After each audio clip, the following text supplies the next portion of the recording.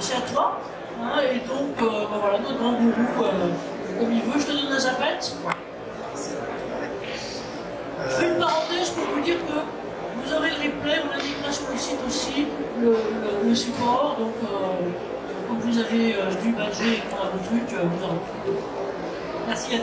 Donc les data et la mesure, moi je suis tombé dedans il y a de nombreuses années. On a fait quelques études à la SNCF pour évaluer par exemple la pénibilité pour la manipulation des leviers d'aiguillage. Et on a pu montrer qu'en modifiant les techniques gestuelles, on arrivait à diminuer le coup cardiaque et l'effort musculaire. Donc ça c'était une des premières études.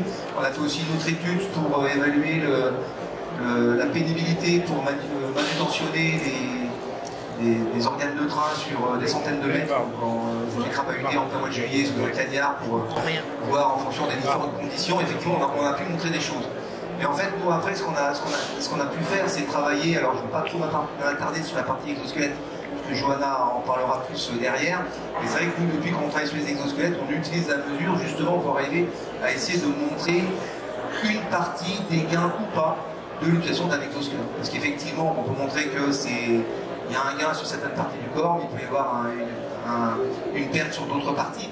Mais cette possibilité d'objectiver ce qui se passe, c'est très complémentaire à l'aspect subjectif.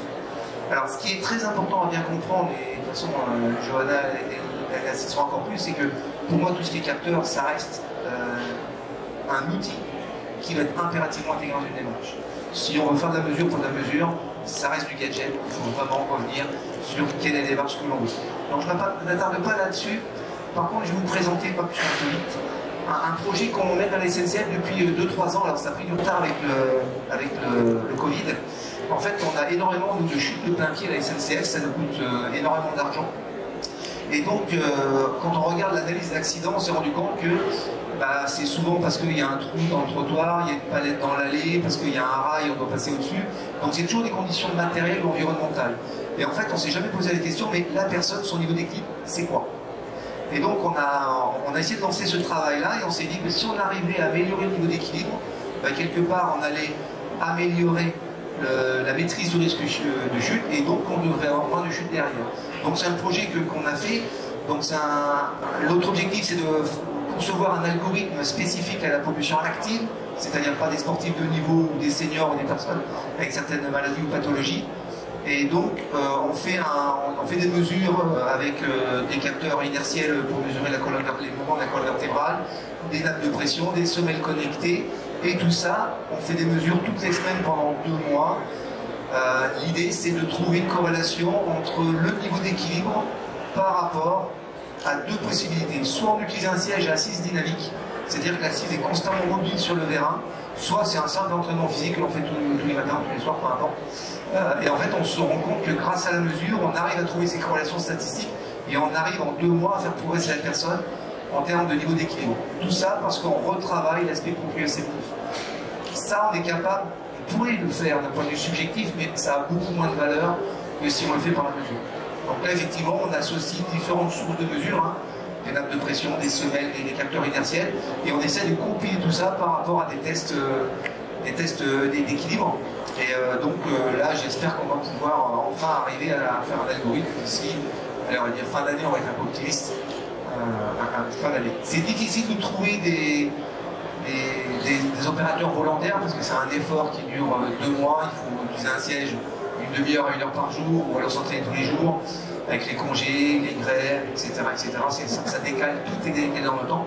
Mais en revanche, on commence à avoir quand même pas mal de data qui sont très intéressantes. Et puis la difficulté qu'on a eu aussi sur ce type de projet, c'est la fiabilité du matériel de mesure. Les capteurs, parfois ça marche, parfois ça marche pas. Il faut essayer de comprendre pourquoi, parce que nous, quand l'agent est équipé, il faut que ça fonctionne, il faut qu'on puisse mesurer. Mais ça, je pense qu'on est tous passés par là. Voilà, moi, je me rappelle, j'avais équipé un agent pour un exosquelette dans un établissement SNCF. J'ai passé 40 minutes à l'équiper et on arrive au niveau du poste, ça captait plus rien, il n'y avait que du métal tout autour, on n'a rien capté, tout était faussé. Bref. Donc c'est des éléments qu'il faut aussi prendre en compte sur la data. Un des avenirs de la data pour moi, c'est qu'est-ce qu'on pourrait avoir comme solution transportable. Là, pour faire tout ce travail que je vous ai présenté très rapidement, on a besoin quelque part d'un ergonome, d'un expert, de quelqu'un qui est capable de comprendre les données, de les traiter, de les interpréter pour pouvoir sortir des bilans. Ça c'est bien, mais moi je suis tout seul. Quand je suis là, je ne suis pas ailleurs. Voilà, Johanna, vous n'êtes pas nombreux non plus. C'est pas si simple que ça. Donc c'est vrai que rechercher des solutions qui à un moment donné nous permettront d'équiper une personne et puis elle est autonome pour travailler, les datas après elles sont rebasculées, je ne sais pas où, retraitées, etc. Ça fait partie des solutions d'avenir qui restent pour moi encore à travailler parce qu'il y a des solutions qui existent sur le marché, mais voilà, il faut encore les imaginer encore plus loin. Merci. Il y a deux, trois réactions. Vous avez déjà ce que je veux dire, et puis peut-être aussi pour compléter sur l'interface que vous faites avec vos opérateurs externes là-dessus. D'abord, première chose, et pardon de le célébrer, alors voilà, comme il n'explique pas, comme je ne saurais pas si c'est les compliments qu'il faut rougir, ou bien si c'est le spot, mais Lionel, moi ce qui m'a frappé, c'était le début quand on a commencé à bosser, c'est qu'au-delà des techs, de la mise en œuvre des tags, encore une fois, que ce soit des équipements très métalliques, comme tu disais, des exosquelettes ou des capteurs, son grand truc qui est, alors de temps en temps je le moque là-dessus, mais c'est le retour à l'humain, c'est-à-dire prendre en compte d'abord la personne. Ce que tu nous dis là-dessus, c'est vraiment important, c'est comment, et c'est tout l'enjeu, j'allais dire, de ce qu'on est là aujourd'hui, c'est comment est-ce qu'on mesure l'humain autrement par le subjectif. Pendant très longtemps, les seules choses, et on continue d'avoir, ce sont des questionnaires de perception, de recevabilité, comment vous sentez, voilà, sachant que les choses sont quelque part aussi conjoncturelles. Donc comment tu vois ça là, sur cette objectivation qui perd le but de la chose de la data là-dessus? Si je veux être très caricatural, ça reste une caricature à la grosse maille. Le problème, c'est que quand on fait des mesures, on va regarder des angulations, on va regarder des efforts musculaires, on va regarder la fréquence cardiaque, quelques paramètres. Mais en fait, ça, c'est qu'une vision très parcellaire de quelqu'un qui est en train de travailler. Et ce quelqu'un qui est en train de travailler, pour moi, c'est un utilisateur d'un exosquelette, d'un système, peu importe. Moi, mes travaux de recherche, j'essaie de occulter toute cette partie utilisateur, situation de travail, et j'essaie de revenir à l'humain. Qu'est-ce qu'un humain? Comment il fonctionne?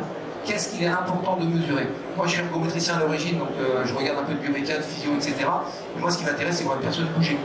En gros, l'angulation au niveau de l'épaule, c'est intéressant, mais c'est un point de détail par rapport à la personne qui bouge dans sa globalité.